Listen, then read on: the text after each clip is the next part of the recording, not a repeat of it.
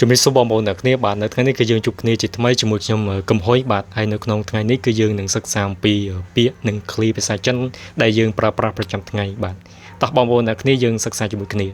不好意思借过一下不好意思គឺមានន័យថាសុំទោសឬក៏សូមអធិស្ឋាន借过សូមជាផ្លូវ一下បន្តិច不好意思借过一下គឺមានន័យថាសុំទោសសូមជាផ្លូវបន្តិច不好意思借过一下សុំទោសសូមជាផ្លូវបន្តិច我先谢谢你了我ខ្ញុំ先មុនឬក៏ដំបូង谢谢你អរគុណអ្នក我先谢谢你了គឺមានន័យថាខ្ញុំសូមអរគុណអ្នកទុកជាមុន我先谢谢你了ខ្ញុំសូមអរគុណអ្នកទុកជាមុន你太客气了你អ្នកថៃ了មានន័យថាពេកហើយឬក៏ខ្លាំងពេកហើយ客气គូសម你太客气了គឺមានន័យថាអ្នកគូសមពេកហើយ你太客气了អ្នកគូសមពេកហើយ好久不见好久រយៈពេលយូរ不见មិនបានជួបគ្នា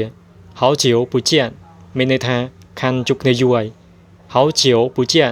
ខាន់ជួបគ្នាយូរហើយ怎么办怎么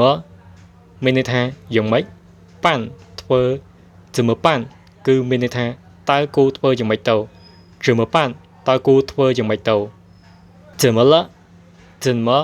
មានន័យថាយ៉ាងម៉េច了ហើយ怎么了មានន័យថាយ៉ាងម៉េចហើយ怎么了យ៉ាងម៉េចហើយ你要这个吗你អ្នក要ត្រូវការ这个មួយនេះម៉ាឬទេ你要这个吗គឺមានន័យថាតើអ្នកត្រូវការមួយនេះឬទេ你要这个吗តើអ្នកត្រូវការមួយនេះឬទេ好吃吗好吃មានន័យថាឆ្ងាញ់ម៉ាឬទេ好吃吗មានន័យថាតើឆ្ងាញ់ឬទេ好吃吗តើឆ្ងាញ់ឬទេ好吃好吃មានន័យថាឆ្ងាញ់好吃ឆ្ងាញ់真的吗真的មានន័យថាពិត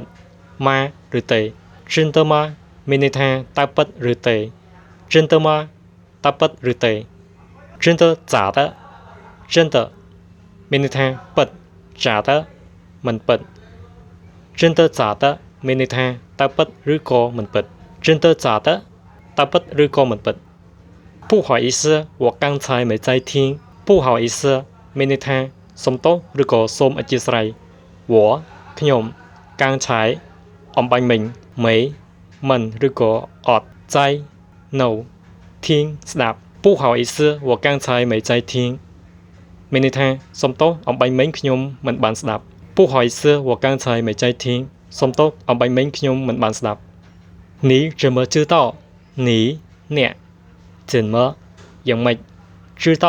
ដឹង你怎么知道មានន័យថាតើអ្នកដឹងដោយរបៀបណា你怎么知道តើអ្នកដឹងដោយរបៀបណាបាទសម្រាប់វីដេអូនេះគឺបានបញ្ចប់ហើយខ្ញុំសង្ឃឹមថាវីដេអូនេះនឹងមានជាប្រយោជន៍សម្រាប់បងប្អូនទាំងអស់គ្នាដែលកំពុងសិក្សាភាសាចិនដើម្បីយកមកអនុវត្តហាត់និយាយភាសាចិនបានសូមអរគុណច្រើនបងប្អូនទាំងអស់គ្នាសម្រាប់ការទស្សនានៅវីដេអូមួយនេះហើយនឹងជួបគ្នានៅវីដេអូបន្តទៀតបាទសូមអរគុណ